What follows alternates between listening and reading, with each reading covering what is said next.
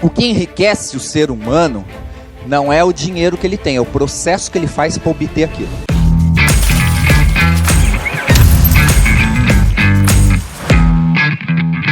Qual vida você quer? Aquela vida que é ilusória, que é dissimulada, que é apenas mera representação, ou você quer uma vida consciente, deliberada, em que você não é servil, não é robótico, não é alguém que perdeu sua autonomia ou liberdade. E é claro que o gato lá, uma hora ali está perdida, e ela vê o gato no alto da árvore e fala assim: o senhor pode me ajudar? E o gato, com aquele jeito tranquilo, ele diz: claro. Ela falou: para onde vai essa estrada? O gato fez a grande pergunta da vida, que é: para onde você quer ir? E ela falou: eu não sei, eu estou perdida. Ele disse: para quem não sabe para onde vai, qualquer caminho serve. Para quem não sabe para onde vai, qualquer caminho serve. Portanto, a grande reflexão a ser feita é: para onde a gente quer ir?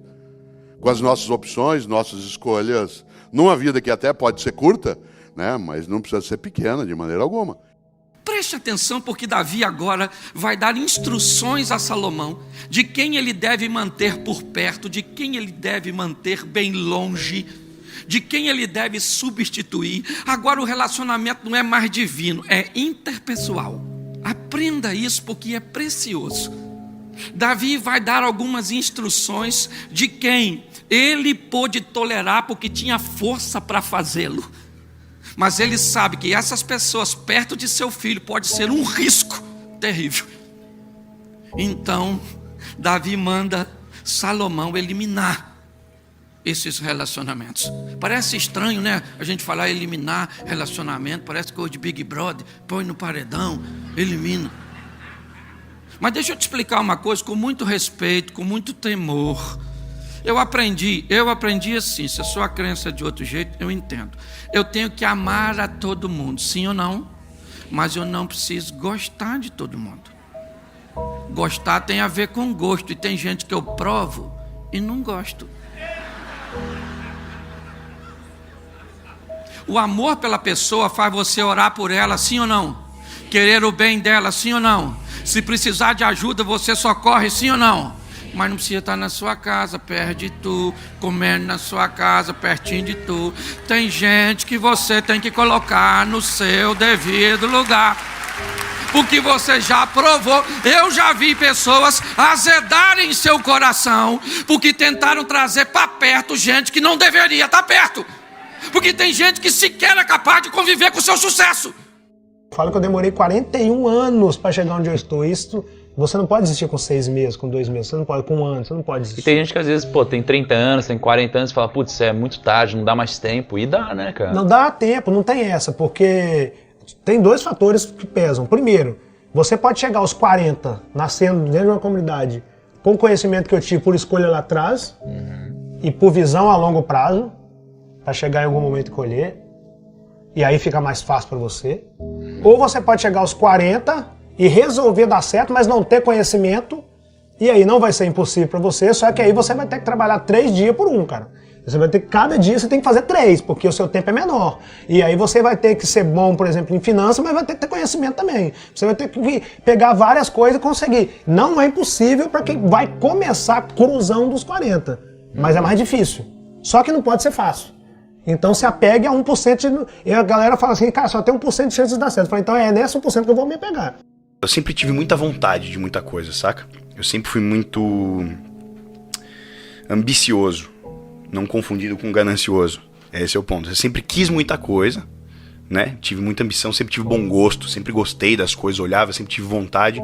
Mas eu via o cenário que eu vivia e falava: velho, se eu quiser ter tudo que eu almejo, eu vou ter que fazer diferente, porque não vão fazer por mim. Vai ter que ser por conta. E aí foi esse clique que eu comecei a desbravar todas as coisas que eu faço hoje, por exemplo. É uma soma disso que você falou.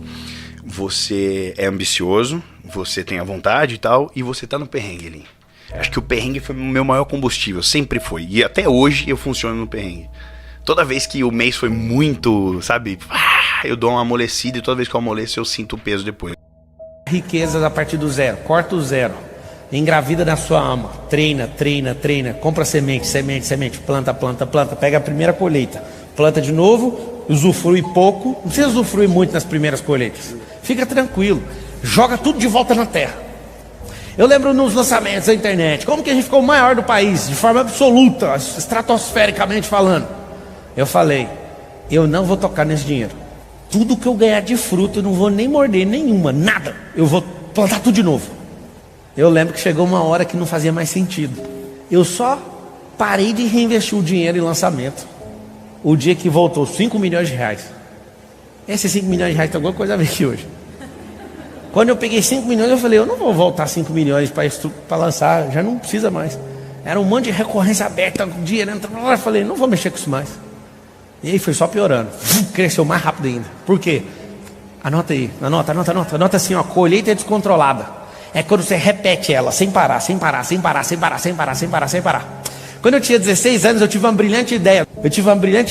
Eu falei, eu vou arrumar 4 mil reais por mês. Eu não tinha isso, com 16 anos de idade, eu ganhava 240. 240 reais, carteira assinada, 16 anos de idade. Meu primeiro dia de aniversário, eu estava com a minha carteira. Aí eu peguei a carteira, dei entrada, né, aos 16 anos, e eu assinei a carteira. Eu ganhava 240 reais. Eu tive uma brilhante ideia. Eu olhei lá um investimento do Banco do Brasil e falei, eu vou colocar 4 mil reais todo mês. Eu vou arrumar um jeito de gerar 4 mil por mês. E todo mês eu vou fazer um título de capitalização. Eu vou pegar e todo mês vou pôr 4 mil. Vou fazer isso um ano inteiro. Se eu conseguir, eu vou fazer 24 meses. E aí o título é de um ano. E todo título que for sair eu vou aplicando. Eu tive essa ideia. E aí, tipo, isso aí não vai virar nada, só para você saber. Mas aquilo mexeu com a minha cabeça. Eu falei, então, eu ganhei 240. Olha a minha cabeça com 16 anos. Eu falei, eu preciso gerar 4 mil. Eu tenho que levantar 4 mil. Era só muitas vezes mais. E eu era tão inteligente que eu pegava aqueles 240 reais, ia na lanchonete da empresa que eu trabalhava, que era na igreja, e comia tudo de coxinha. E vinha descontado na folha. A minha mãe um dia falou assim, você é um idiota. Eu falei, por quê? Ela falou assim, como que você pega o salário inteiro e come de coxinha? Eu falei, ela tem catupiry, mãe. Casas de 2, 3 milhões de reais. Aqui esse cara vende por 500 mil. É mais um canal para você ficar rico. Aí alguém fala, mas isso, te fala, tudo que você fala é bobeira sua. Existem coisas por trás das coisas que você nem imagina. Eu vou te falar o que fez eu ficar assustador. Eu não fico assistindo o jogo que você joga. Eu quero saber o que os jogadores estão jogando. Eles não estão jogando bola. O jogo é de imagem, de negócio. Os caras que estão dando porrada lá no UFC, eles não gostam de dar porrada nem de levar. Eles têm um negócio por trás. Aquelas brigas é tudo de mentira. Você entende? Aquelas brigas aumentam 2, 3, 5 milhões de dólares a mais na bolsa. Aí eu comecei a entender o que está por trás dos mecanismos. Anota assim, ó, precisa entender o que está por trás do jogo. E nunca o jogo. Se você não entender isso, você vai ser peça do jogo. Vou falar sobre o movimento de todas as coisas.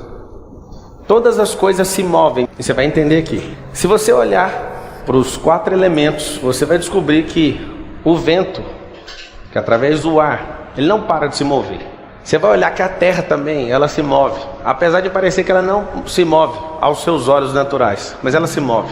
Você vai olhar que a água também não fica sem se mover, porque existem ondas. Algumas você enxerga com os seus olhos e outras você sente, outras você nem sabe que elas estão se movendo. Assim como existem ondas nas águas, existem ondas nos ventos. Só que você não vê, mas sente. Se você voar com um helicóptero, por exemplo, quando você estiver chegando próximo a uma serra, você vai entender o que é uma onda no ar. O helicóptero pode ser o melhor. Ele vai, quando estiver aproximando de uma serra, você vai entender o que é uma onda que o seu olho não vê, mas seu corpo e o helicóptero sente. Então todas as coisas são frequências. Vocês estão em busca de frequência expansiva.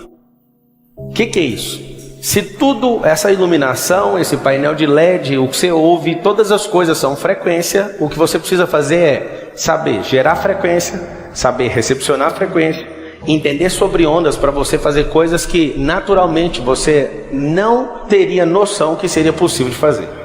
Se você olha para os animais se movem constantemente. Se você olha para as árvores, apesar de acreditar que elas não se movem mais do que muitas pessoas. Quando um fruto é recolhido de uma árvore e ele é plantado em outro lugar, aquela árvore se moveu. Então todas as coisas sim se movem. Esses 4 elementos eles estão no seu ser, no seu corpo físico. O ar é aquilo que foi soprado na sua narina e é administrado pelo seu pulmão para oxigenar seu sangue e aumentar a capilaridade dele, do seu corpo, para você aumentar a sua velocidade. A terra é o seu corpo, a estrutura. E cada uma dessas coisas, se você souber usar, você vai ter resultados que pessoas há milênios não tiveram. Só que a gente acha que essas coisas não servem para nada. Só que todas as coisas se movem, as partículas se movem. Vocês, por exemplo, foram ensinados a serem pessoas organizadas. Eu tenho repulsa de organização. Tudo na criação se move em desordem. Desordem aponta para crescimento. Todas as coisas se movimentam, estão desordenadas. Olhe para as partículas. Olhe para os prótons, os elétrons e os nêutrons. Eles não conseguem se organizar, mas eles crescem de forma desordenada. Alguns de vocês estão frenando o crescimento, que é tão natural. A prosperidade não é sobre o dinheiro, é sobre crescer. E alguns de vocês não prosperam porque querem crescer de forma organizada. Se você olhar na natureza, a natureza não precisa da sua opinião. Você vai perceber que todas as coisas são naturalmente prósperas. E para ser próspero, se eu fosse você, eu anotaria isso. É necessário se mover. Às vezes a gente pensa assim, para eu ser um milionário, eu tenho que nascer em berço de ouro. Primeira crença errada que você tem que ter. Eu não nasci e comecei no posto de gasolina limpando vidro de carro. E falo, se você for em qualquer posto de gasolina aqui, eu te ensino a ficar milionário num posto de gasolina. E você vai ficar. Um detalhe, o que enriquece o ser humano não é o dinheiro que ele tem, é o processo que ele faz para obter aquilo. Você tem que aprender um processo de riqueza. Riqueza é processo. Mas para ter esse processo, você tem que ter uma decisão. Decidir ficar rico. Porque, querido, se você quer ficar rico, mas é funcionário público, esquece. Se você quer ficar rico, mas só trabalhar 8 horas por dia, esquece. Você vai ter que trabalhar com inteligência. E para quem quer ficar rico, não tem hora para trabalhar. Venda é uma das profissões mais subestimadas do mundo. Uma mãe, quando vai procurar emprego para um filho, e pede para um amigo, para arrumar um emprego, meu filho, pode ser qualquer coisa, até vendedor. Só que vamos analisar o seguinte: se o McDonald's não vender, ele quebra. Verdade. Se a Fiat não vender, ela quebra. Se a Apple não vender iPhone, ela quebra. Venda é uma das atividades mais importantes do mercado. Queira eu ou não, queira você ou não, queira seja quem for, goste ou não, vendas é fundamental.